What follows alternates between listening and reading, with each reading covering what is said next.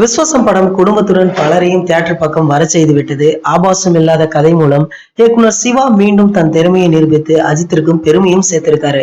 பேட்ட படத்துக்கு போட்டியாக நடுவே ரூபாய் 125 கோடி வசூல் செய்து விட்டது. இந்த வசூல் விவரம் பற்றி சமூக வலைதளங்கள்ல பரபரப்பாகவும் பேசப்பட்டு வந்தது. டிவி செய்தி சேனல்கள்ல கூட இது பற்றி விவாதங்களும் போய்கொண்டிருக்கு. சிலர் வேறு விதமாக படத்தின் வசூலை விமர்சிக்க விநியோகிஸ்தர் அண்மையில அதுக்கு பதிலடி கொடுத்திருக்காரு. இதுல அவர் எல்லாரும் கேட்பாங்க, 125 கோடி நீங்க போட்டிருக்கீங்க, gross எவ்வளோ, நெட் எவ்வளோன்னு. சரி வாங்க எங்க ஆபீஸ்ல உட்காருங்க, எல்லாத்தையும் எடுத்து கொடுக்கிறேன். விஸ்வாசம் படம் வசூல் சாதனை செய்துள்ளது என கூறியிருக்காரு. இதனை எதிர்ப்பவர்களுக்கு எதிரான இந்த கருத்தை அஜித் ரசிகர்களும் கொண்டாடிட்டு வராங்க. அஜித் ரசிகர்கள் வசூலை கொண்டாடி வரும் இந்த நிலையில அஜித்துடைய மேனேஜர் சுரேஷ் சந்திரா ஒரு ட்வீட் போட்டிருக்காரு.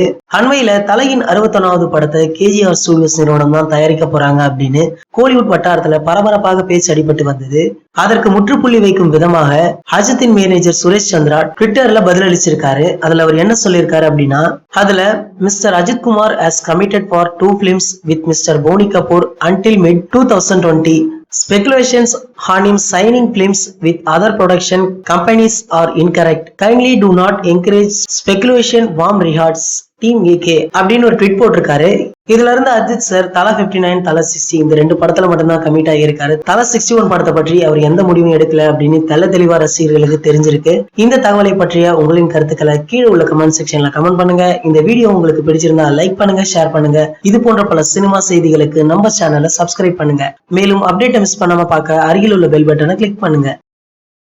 இந்த 2 வீடியோவை நீங்க மிஸ் பண்ணிருந்தீங்கன்னா கிளிக் பண்ணி பாருங்க.